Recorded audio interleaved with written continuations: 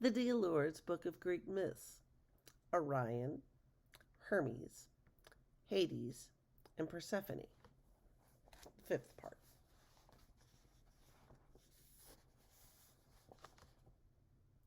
Orion was another giant son of Poseidon, but unlike Otis and Ephialtes, he was modest. He was a great hunter. No beast could escape from his club and jeweled sword. However, he never forgot to praise Artemis as the greatest of all hunters. One day, Orion, who could walk on water as if it were land, came to the island of Chios. The island was infested with lions, wolves, and boars, who roared and howled so loudly at night that the king of Chios could not sleep. He promised Orion the hand of his daughter if he could rid the island of all the wild beasts.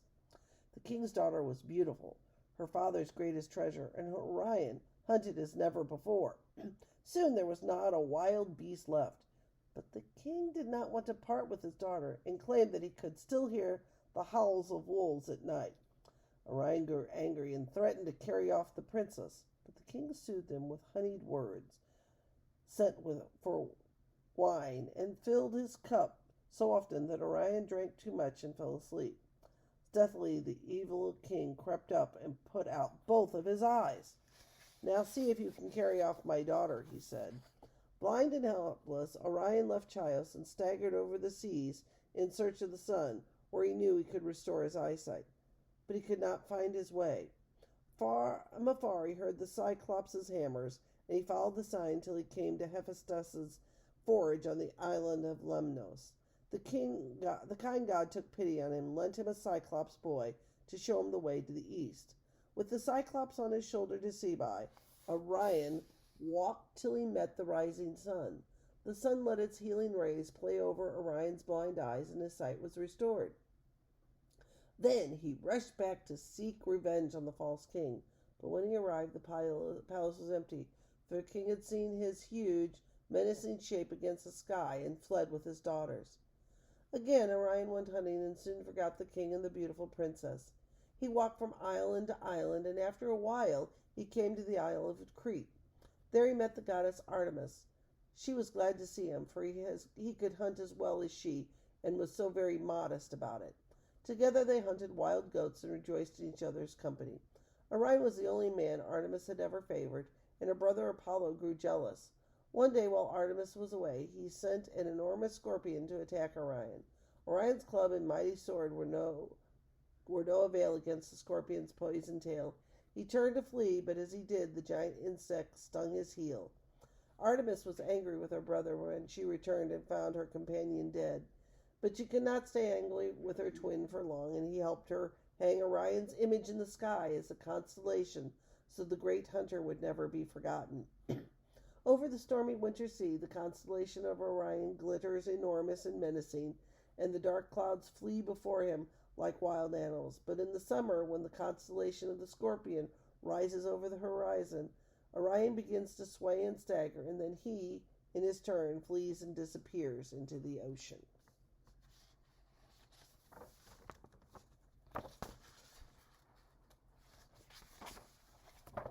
Hermes. Hermes, merriest of the Olympians, was the god of shepherds, travelers, merchants, thieves, and all others who lived by their wits. His mother, Maia, a Titan's daughter, lived in a cave on lofty Mount Cyllene, a cave deeper than that Hera never knew that Maia was one of Zeus's wives. Maia had therefore borne her son Hermes in peace. Hermes was very precocious, even for a god. His mother had hardly wrapped him and put him in a basket when he began to think of mischief. As soon as she had fallen asleep, he wriggled out of his wrappings and tiptoed out of the cave. In the dark of night, he toddled straight to the pasture where Apollo kept a large herd of white cows. Apollo liked music better than cows, and he did not even notice that Hermes stole into the pasture and picked out the 50 best cows. To keep Apollo from knowing who had stolen his herd and which way they had been driven, Hermes slyly wrapped the hooves of the cows with bark to disguise their prints, and tied brooms to their tails so they could erase their own tracks. To confuse Apollo even further, he drove the cows backward out of the pasture and tied bundles of branches to his own little feet, as it looked as if a giant had led something into the pasture but not out. He hurried home.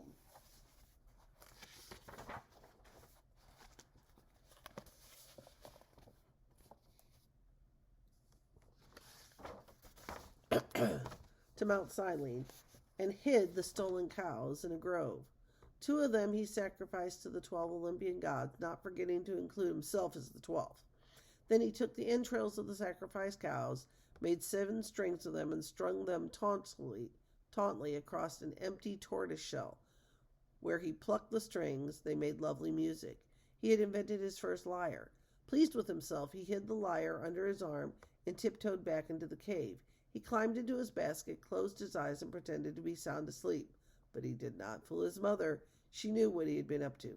"Shame on you," she said, "sneaking out at night and stealing Apollo's cows."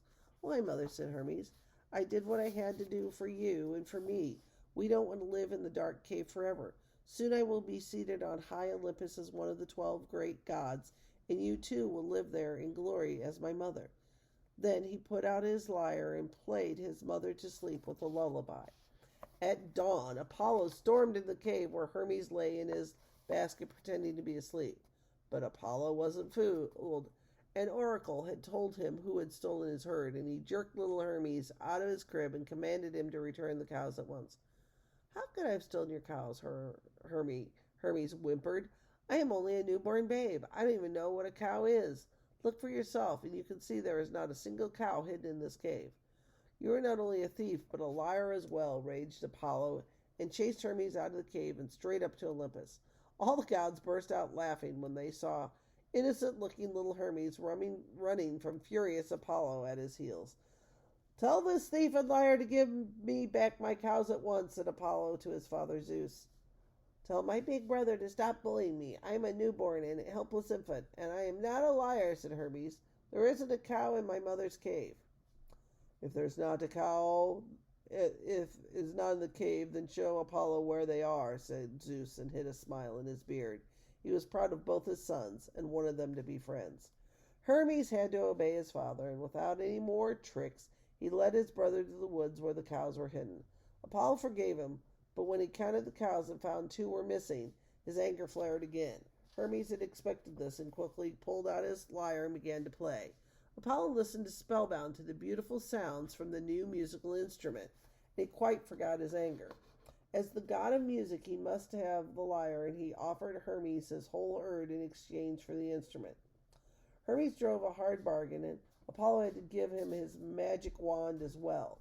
From then on, the 2 brothers were the best of friends. Never again did Hermes steal, though he was the god of thieves. He never told a lie, but he didn't always tell the whole truth. His mother Maia had no further reason to be ashamed of him. As the mother of one of the 12 great Olympians, she moved up with him to the glory of Olympus. Zeus was so delighted with Hermes' ready wit that he made him the herald of the gods. He gave him a golden hat with wings, a pair of winged sandals, and a cape under which he could hide his magic tricks. In a flash, he could move from place to place. He put glib words on the tongues of politicians and helped merchants close good bargains. He was as popular among mortals as he was among the gods. Even Hera was fond of him. She had been really angry with him only once, and that was when he had killed her 100-eyed servant Argus. Then she was so furious that she demanded he be punished, and called all the great and minor gods to sit in council and judge him. Each god was given a pebble and told to cast his vote according to his decision. Those who found Hermes guilty of a crime were to throw their pebbles at Hera's feet. Those who found him innocent were to throw the pebbles at his feet. Hermes talked well in his own defense.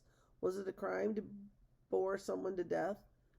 He asked. After all, that was what he had done to Argus. The gods applauded, and so many threw their votes to Hermes that he was completely buried in a heap of pebbles.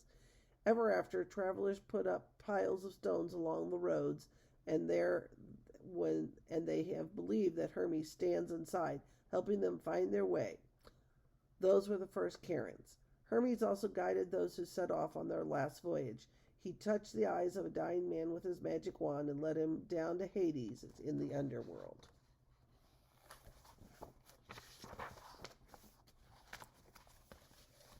Hades.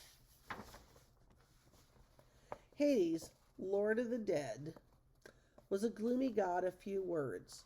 Mortals feared him so much they did not dare mention his name, for they might attract his attention and he might send for them. Instead of Hades, they called him the Rich One, and indeed he was. All the treasures in the ground belonged to him. They also called him the Hospitable One, for in his desolate underground realm he always had room for another dead soul. Hermes guided the souls of the dead down to the brink of the river Styx, a murky, stagnant river that flowed around the underworld. There Hermes left them in charge of the ferryman Charon. If they had money to pay for their fare, Charon sent them across. If not, he refused to take them, for he was greedy. Those who could not pay had to wander about till they found the pauper's entrance to Hades. That is why, when a man dies, his kin puts a coin under his tongue. Sooner or later, all mortals come to Hades. Once inside his realm, they whirl around forever like dried leaves in a cold autumn wind.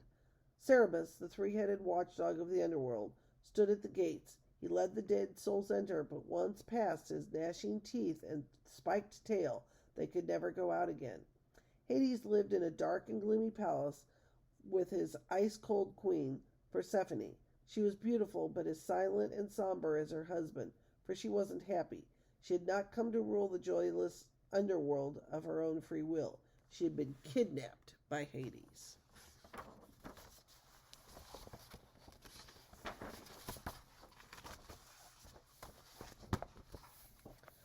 Persephone grew up on Olympus, and her gay laughter rang through the brilliant hills. She was the daughter of Demeter, goddess of the harvest, and her mother loved her so dearly she could not bear to have her out of her sight. When Demeter sat on her golden throne, her daughter was always on her lap. When she went down to earth to look after her trees and fields, she took Persephone. Whenever Persephone danced on her light feet, followers sprang up. She was so lovely and full of grace that even Hades, who saw so little, noticed her and fell in love with her. He wanted her for his queen, but he knew that her mother would never consent to part with her, so he decided to carry her off. One day, as Persephone ran in the meadow,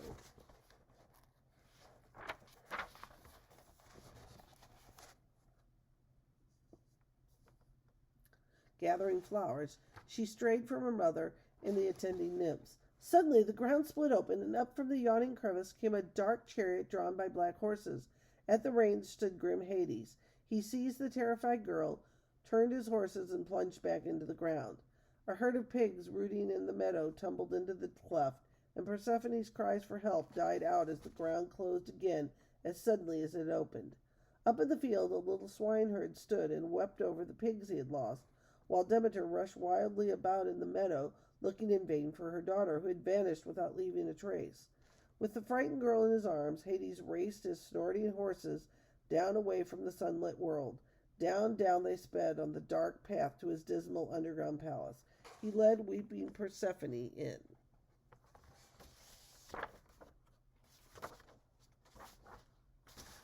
Seated her beside him on a throne of black marble, and decked her with gold and precious stones. But the jewels he brought gave her no joy. She wanted no cold stone. She longed for a warm sunshine and flowers and her golden-tressed mother. Dead souls crowded out from the cracks and crevices to look at the new queen, while ever more souls came across the Styx, and Persephone watched them drink from a spring under dark poplars. It was the spring of Lethe, and those who drank from its waters forgot who they were and what they had done on earth. Rhadamanthus, a judge of the dead, dealt out punishment to the souls of great sinners. They were sentenced to suffer forever under the whips of the avenging Hermes, heroes who led to the Elysian fields, where they lived happily forever in never-failing light. Around the palace of Hades there was a garden where whispering poplars and weeping willows grew. They had no flowers and bore no fruit, and no birds sang in their branches. There was only one tree in the whole realm of Hades that bore fruit. That was the little pomegranate tree. The gardener of the underworld ordered the tempting pomegranates to the queen, but Persephone refused to touch the food of the dead. Wordlessly, she walked through the garden at silent Hades' side, and slowly her heart turned to ice. Above on earth, Demeter ran around searching for her lost daughter, and all nature grieved with her. Flowers wilted, trees lost their leaves, and the fields grew barren and cold. In vain did the plow cut through the icy ground. Nothing could sprout and nothing could grow, while the goddess of the harvest wept. People and animals starved, and the gods begged Demeter again to bless the earth, but she refused to let anything grow until she found her daughter. Bent with grief, Demeter turned into a gray old woman. She returned to the meadow where Persephone had vanished and asked the sun if he had seen what had happened. But he said no. Dark clouds had hidden his face that day. She wandered about the meadow, and after a while she met a youth whose name was Triptolemus. He told her that his brother, a swineherder, had seen his pigs disappear into the ground and had heard the frightened screams of a girl. Demeter now understood that Hades had kidnapped her daughter, and her grief turned to anger. She called to Zeus and then said that she would never again make the earth green if he did not command Hades to return Persephone.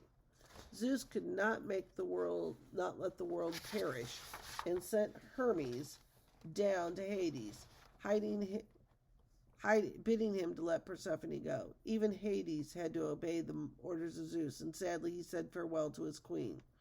Joyfully, Persephone left to her feet, but as she was leaving with Hermes, a hooting laugh came from the garden. There stood the gardener of Hades, grinning. He pointed to a pomegranate from which a few of the kernels were missing. Persephone, lost in thought, had eaten the seeds, he said. Then dark Hades smiled. He watched Hermes lead Persephone up to the bright world above. He knew she must return to him, for she had tasted the food of the dead. When Persephone again appeared on earth, Demeter sprang to her feet with a cry of joy and rushed to greet her daughter. No longer was she a sad old woman, but a radiant goddess. Again she blessed her fields, and the flowers bloomed anew, and the grain ripened. Dear child, she said, never again shall we be parted. Together we shall make all nature bloom. But joy soon changed to sadness, for Persephone had to admit that she had tasted the food of the dead and must return to Hades. However, Zeus decided that mother and daughter should not be parted forever. He ruled that Persephone had to return to Hades and spend 1 month in the underground for each seed she had eaten. Each year when Persephone left her, Demeter grieved. Nothing grew, and there was winter on earth. But as soon as her daughter's light footstep was heard, the old earth burst into bloom. Spring had come. As long as mother and daughter were together, the earth was warm and bore fruit. Demeter was a kind goddess. She did not want mankind to starve during the cold months of winter when Persephone was away. She lent her chariot laden with grain to Triptolemus, the youth who had helped her to find her lost daughter. She told him to scatter her golden grain over the world and teach men how to sow it in the spring, reap it in the fall, and store it away for the long months when again the earth was barren and cold. Orion, Hermes, Hades, and Persephone.